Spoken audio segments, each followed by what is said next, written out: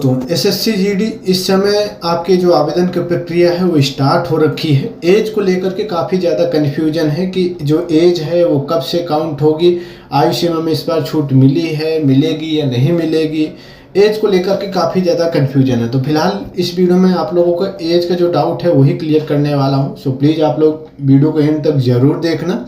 और एक चीज़ और एक क्या है, दो तीन चीज़ें ऐसी भी बताऊंगा जो कि आप लोग गलती बिल्कुल भी मत करना, नहीं हो सकता है आपका फॉर्म भी रिजेक्ट हो जाए। तो देखो भैया, आपकी जो आवेदन की प्रक्रिया है वो ऑनलाइन स्टार्ट हो रखी है। आवेदन करने की जो अंतिम डेट है वो 14 अक्टूबर 2024 है। 14 अक्टूबर तक आप लोग आवेदन इसमें कर सकते हैं।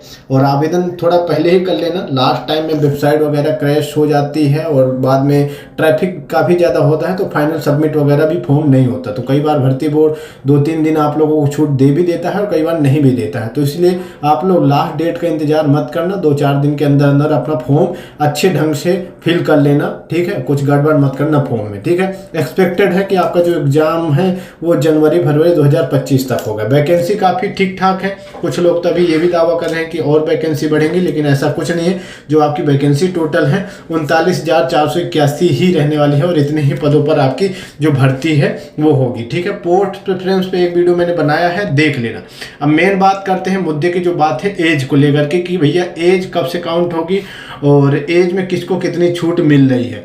तो भैया इसमें क्लियर चीज मेंशन की गई है कि the crucial date of age recognising age fixed 1/1/2025, मतलब 1/1/2025 आपकी जो एज है, मतलब की जो डेट है वो फिक्स की गई है। 1/1/2025 के अकॉर्डिंग आपकी एज कम से कम 18 साल होनी चाहिए और अधिकतम जो आपकी एज होनी चाहिए वो 23 साल होनी चाहिए। किसके लिए? तो ये जो अधिकतम एज है वो सिर्फ जनरल कैटेगरी के कैंडिडेटों के लिए है। मतलब कि जो जनरल की एज है वो आपकी 18 से 23 है, मतलब कि 18 से 23 जनरल कैटेगरी वाले, बाकी फिर ईडब्ल्यूएस को कोई छूट नहीं है। ओबीसी कैटेगरी को 3 साल की छूट मिल रही है इसमें, और एससी एसटी को रूल के अकॉर्डिंग जैसे हर बार 5 साल की छूट मिलती है तो इनको 5 साल की छूट मिल रही, ठीक है। बाकी एक्स सर्विसमैन को 3 साल और बाकी वो फिर अलग अलग हो गए तो उनको थोड़ा सा एक्स्ट्रा छूट मिल रही, ठीक है।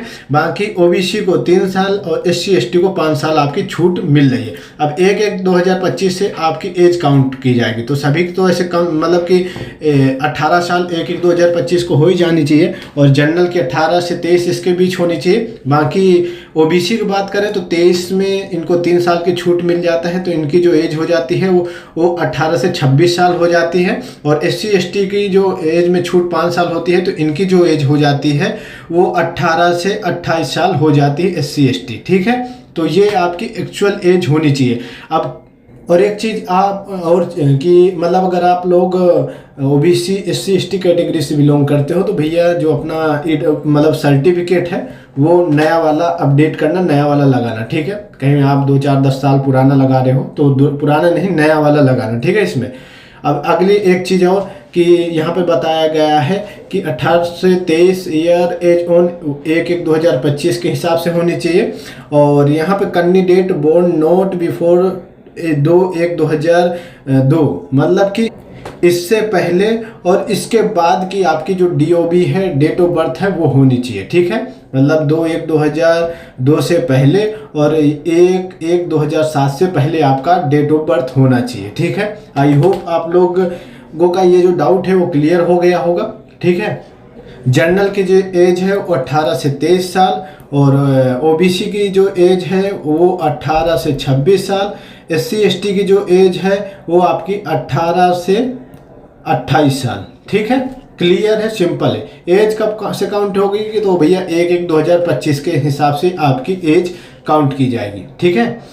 अब और कुछ चीज़ें जिसे आप लोग बहुत ध्यान देना, फॉर्म भरते समय ये गड़बड़ मत करना। पहले तो आप जो फॉर्म फिल करते हैं तो उसमें जो साइन होते हैं, सिग्नेचर होते हैं, तो जब आप लोग स्कैनिंग करके उसे अपलोड करते हो तो पूरे पेज का स्कैन करके मत अपलोड करना। जहाँ पे सिग्नेचर किया है, जैसे कि मैं यहाँ पर अपना सिग्नेचर किया है तो यहाँ पे इतने के ही वहाँ पर स्क्रीनशॉट लेना है या फिर फोटो कैप्चर करना है या फिर जो भी करना है उससे क्रॉप करके सिर्फ इतना ही अपलोड करना। पूरे पेज का मत करना कि इतना साइन किया और पूरा पेज अपलोड कर दिया, तो यहाँ पर ये साइन ब्लर हो जाता है, फिर बाद में दिक्कत होती है, ठीक है। इसके साथ साथ आपकी जो फोटो है वो क्लियर होना चाहिए, लेटेस्ट होनी चाहिए, पुरानी फोटो मत लगा देना, ठीक है, नई फोटो लगाना। और उस फोटो में सारी चीज़ें आपकी क्लियर विजिबल हो, कान वगैरह, बाल वगैरह, आँख वगैरह पूरी तरह से ठीक ठाक हो। चश्मा लगा के मत फोटो अपलोड वगैरह करना, ठीक है। तो ये सारी चीज़ें ध्यान देना, नहीं तो हो सकता है ये फिर ये सारी गड़बड़ियों से आप लोगों के फॉर्म भी रिजेक्ट हो जाए। और एक मेजर चीज़ ये कि भैया आप लोगों के जो नाम है वो आधार कार्ड सर्टिफिकेट में एक समान होने चाहिए, अलग अलग नहीं होनी चाहिए। अगर अलग अलग होंगे तो उसमें भी आप लोगों को फिर मतलब वेरिफिकेशन भी कराना पड़ेगा, हो सकता है आपका फॉर्म भी रिजेक्ट हो जाए, ठीक है। तो सारी चीज़ें देख कर लेना अच्छे ढंग से, और उसके बाद मतलब कि तसल्ली से अपना फॉर्म फिल करना, ठीक है। और आवेदन 2-4 दिन में कर लो। और कोई क्वेश्चन, कोई डाउट हो तो कमेंट करके पूछ लो। बाकी अपडेट के लिए आप लोग चैनल को जरूर सब्सक्राइब कर लो, साथ में नोटिफिकेशन बिल पे भी क्लिक कर लो। धन्यवाद, इन टेक केयर, बाय बाय। फिर मिलता हूं नए वीडियो के साथ। चैनल को आप लोग जरूर सब्सक्राइब कर ले। धन्यवाद।